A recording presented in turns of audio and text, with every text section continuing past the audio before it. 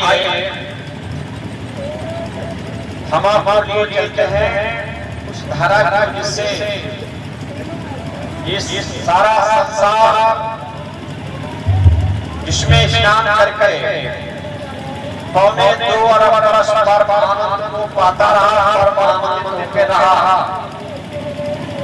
उसी ज्ञान का तरफ ले चलते, उसी वेद धारा की तरफ ले चलते हैं।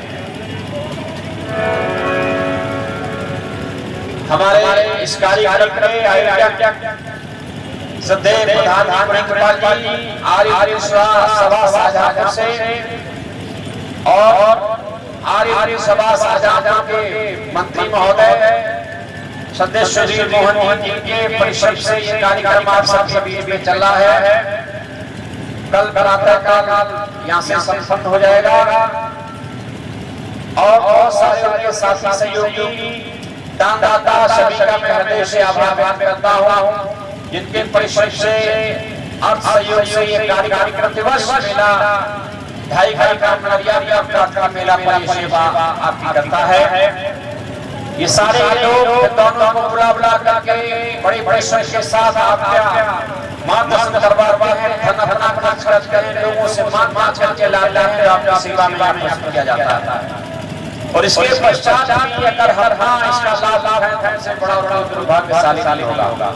ये मेला कराते हो 10 वर्षों नहीं, सैकड़ों हजारों वर्ष बीत गई हैं और मेला का उद्देश्य लगाया गया था, उसका भी उद्देश्य था ये रामनगरिया मेला लगते तीर्थों पर धार्मिक स्थलों पर इनका भी उद्देश्य मेलों में आते थे, ऋषि मुनि आते थे, श्रेष्ठ महात्मा आते थे और हमारे समाज को पसंद देने का कार्य करते थे। हम सबको सोचते थे, निःशुल्क में सुन जाते थे, पैसा खर्च करना पड़ता था, दक्षिणा को देते थे। इसके पश्चात वो आकर हमें मार्गदर्शन हमारा करते थे, हमारे जीवन को बदलते, हमारे समाज का संरक्षण करते थे, हमारे समाज में बुराइयां को निकालने का प्रयत्न करते थे, लोगों को बुराइयों से निकालने का, काम समुद्र से निकालने का, लड़ाई झगड़ा से बचाने का कार्य करते थे। भक्ति का संदेश देते थे, ईश्वर क्या है, ईश्वर की भक्ति क्या है, धर्म क्या है, अधर्म क्या है, पाप क्या, पुण्य क्या, ईश्वर क्या, जाति क्या, प्रतीक क्या, ऐसे अनेक विषयों पर वो ऋषि महर्षि संत महात्मा चर्चा करते थे। ये समाज के लोग आते थे, उनको दान देते थे, उनको भोजन व्यवस्था कराते थे और सत्संग करके अपने जीवन करते थे। आज यहाँ पर सब समाज बहुत सारा आपको मार्गदर्शन कर रहा है, नहीं लोग भोजन करने में लगे हैं। आज भंडारा थोड़ी देर बाद दिन भर बना रहे हैं 10 रुपए के लिए, लेकिन समाज कहाँ जा रहा है, इससे कोई लेन नहीं है, कोई मतलब नहीं। समाज के लिए जिम्मेदारी हमारी क्या, संन्यास को क्यों धारण किया, इससे कुछ भी किसी को लेन नहीं है, केवल पेट भरने के लिए ग्रस्त से भी महात्मा बैठे हैं। आज समाज हमारा मिटने के कगार पर है, ये मिटने जा रहा है, हमारे बच्चे संस्कारित हो रहे हैं, हमारे समाज को मिटाने की चेष्टा कर रहे हैं, लेकिन बचाने की किसी को भी चिंता नहीं है। अगर बचाने की चेष्टा करा तो आज समाज ही कर रहा है। आज समाज के बेटों, समाज के नेता आपको मार्गदर्शन दिलाने का कार्य कर रहे हैं, आपको बचाने का कार्य कर रहे हैं, आपको संस्कार दिलाने का कार्य कर रहे हैं। इसीलिए ये 5 दिवस लगता है, विविध प्रकार का आपका विषय को दिया जाता है, फिर भी लोग यहाँ नहीं आते, कुर्सियों में बैठते हैं, हम गद्दों पे बैठते हैं, यहाँ आने के लिए तैयार है, बाकायदा में यहाँ लाइन लगी हुई है। कुछ भी नहीं मिल रहा है, केवल आपको दोहन किया जा रहा है, आपका शोषण किया जा रहा है, आपका पैसा लिया जा रहा है, आपको दिया जा रहा है, कुछ भी नहीं दिया जा रहा है। ईश्वर को बताया जा रहा है, महापुरुषों को ईश्वर बताया जा रहा है, पत्थर को ईश्वर बताया जा रहा है, मूर्तियों को ईश्वर बताया जा रहा है। गंगा में कहते गंगा नहाओ, पाप सारे आपके कट जाएंगे। क्या गंगा से नहाने पाप कटेंगे? हाँ जी, किसी ने बड़ा सागर कर दिखाया है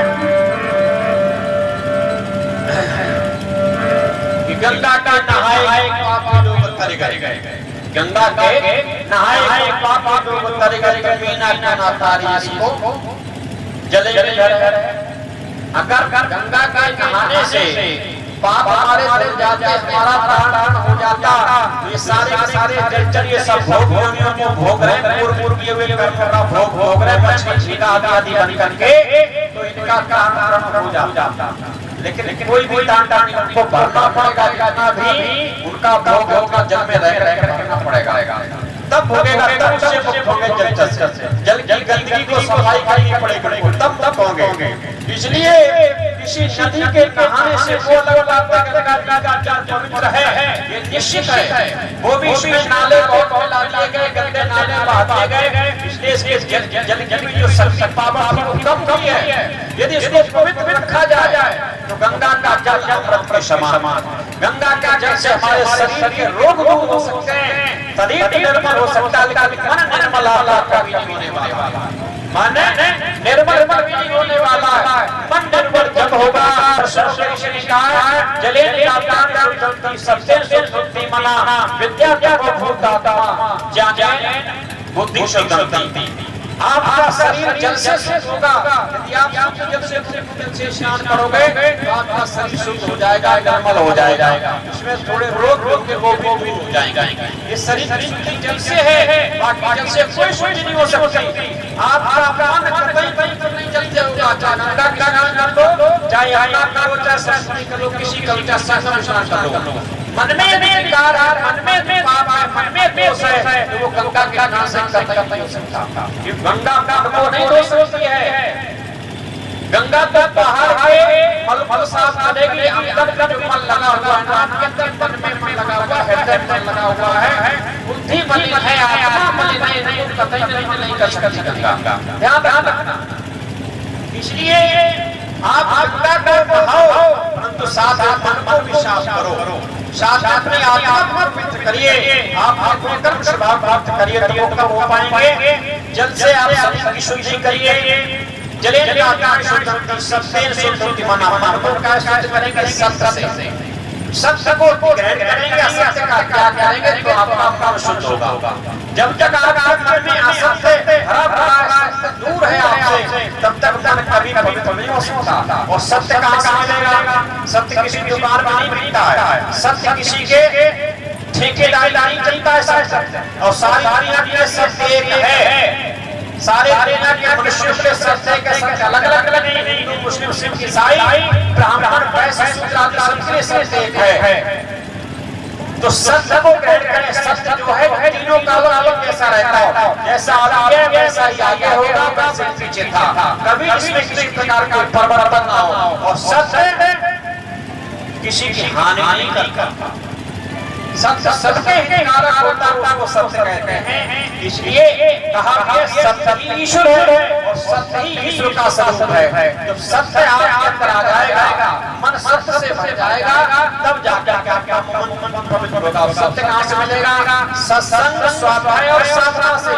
तीन स्थान सत्य को पाने के लिए हैं। सत्संग, आज समाज जैसे विद्वानों का सत्संग करना, जिन्हें सत्य को स्वयं पहना और वेदों को पढ़ा है, उस सत्य को आप भी जनाने की सामर्थ्य रख रहे हैं। उस सत्य को सत्य का निरीक्षण करते हैं। सत्य क्या, सत्य क्या, ऐसे हम जल और दूध को निरीक्षण करके अलग अलग देता है, ऐसे सत्य का अभाव बना देता है। सत्य क्या, सत्य क्या है। तो आप सत्य को ग्रहण करेंगे सत्य से। दूसरा, अच्छे ग्रंथों से वेद को दर्शन से आप पढ़ेंगे। इनको नहीं पढ़ सकते तो हमारे यहाँ सत्याप्रकाश भाई साहब बेच रहे हैं, इनके पास सत्याप्रकाश का देंगे, सत्याप्रकाश को पढ़ेंगे, आपको सत्य ग्रहण होगा। ऐसे ग्रंथों के पढ़ने सत्य ग्रहण होता है।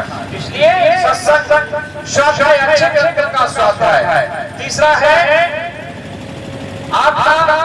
आपकी बुद्धि का पवित्र होगी, सस्टेनेबल बुद्धि। विद्या तब से आपका पवित्र होगी। और बुद्धि ज्ञान ज्ञान के माध्यम से बुद्धि शुद्ध होगी। ये चार प्रकार के शास्त्रों आप लगाएंगे तो आपका जीवन पवित्र होगा। इसलिए सत्संग में आइए, ये चारों शास्त्र आप प्राप्त कीजिए और सत्संग में आकर अपने मन को, आत्मा को और बुद्धि को पवित्र कीजिए। इसलिए यार समाज का पाठशाला है, आपको ये सारी व्यवस्था दे रहा है। इसलिए आर्य समाज ही सारे मेला पाठशाला ऐसा सत्य का बोध कराती है। बहुत सारे लोग आर्य से नहीं समझते थे आर्य समाज है क्या बात, आर्य समाज क्या बात नहीं समझ पाए। कुछ लोग आर्य समाज को ईश्वर को नहीं मानते, ऐसा भी कहते हैं ईश्वर को नहीं मानते, ये धर्म को नहीं मानते, गंगा को नहीं मानते। भाई आज ही सब कुछ मानते हैं, आज समाज सब कुछ मानता है। मानने का मतलब ये नहीं कि कुछ भी मानते चले जाओ, कुछ भी मानते चले जाओ। मानना तो है जो वस्तु जैसी वैसा ही मानना।